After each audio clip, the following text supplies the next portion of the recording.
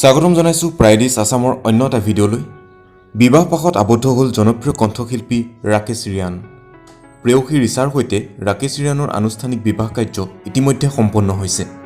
কইনাৰ ঘৰ লখিমপুৰৰ ঢকুৱাখানাত। এইখিনিতে আপোনালোকক জনাওঁ যে ৰাকেশ ৰিয়ানৰ সম্পূৰ্ণ নাম ৰাকেশ ৰিয়ান দহোটীয়া। তিনিচুকীয়াৰ কাকপথাৰত ঘৰ। গুৱাহাটীৰ পাণবজাৰস্থিত NITৰ পৰা BSc IT উত্তীৰ্ণ। 2008 চনত মনোজ শৰ্মাই সংগীতেৰে সজোৱা জিয়া এলবামটিৰ জৰিয়তে অসমৰ সংগীত জগতত প্ৰৱেশ কৰে।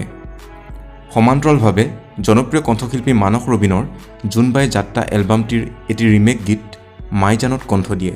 পৰৱৰ্তী সময়ছোৱাত বহুকেইটা জনপ্ৰিয় গীতৰ জৰিয়তে নিজা পৰিচয় দাঙি ধৰিবলৈ সক্ষম হয়। তাৰ ভিতৰত উল্লেখযোগ্য আছিল অমিতা গছৰ ফুপুলা ঠাৰি, দীপৰ বিলতে, মধুবালা, মৰম বুৱতী নৈ, আল্ট্ৰাছাউণ্ড, বাজাজ স্কুটাৰ, বিউটিচিয়ান, বাৰিষাৰে বৰষা হোৱা আদি।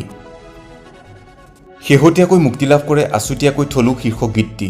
অসমবাসীক নতুন নতুন গীত উপহাৰ দি অহা ৰাকেশ ৰিয়ানৰ এই সংগীতৰ যাত্ৰা অব্যাহত থাকক।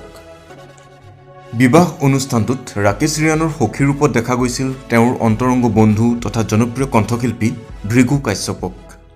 দৰাৰ ঘৰত মৰাণ সম্প্ৰদায়ৰ পৰম্পৰাগত নিয়মেৰে বিবাহ কাৰ্য কৰাৰ বিপৰীতে কইনাৰ ঘৰত চকলং প্ৰথাৰে বিবাহ কাৰ্য সম্পন্ন কৰে।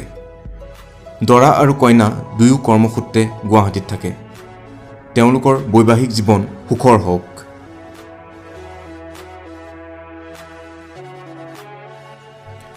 যদি ভিডিঅ'টো ভাল পালে লাইক কৰিব, ফ্ৰেণ্ডৰ লগত শ্বেয়াৰ কৰিব আৰু এনেধৰণৰ আপডেট পাই থাকিবলৈ চেনেলটো ছাবস্ক্ৰাইব কৰিব।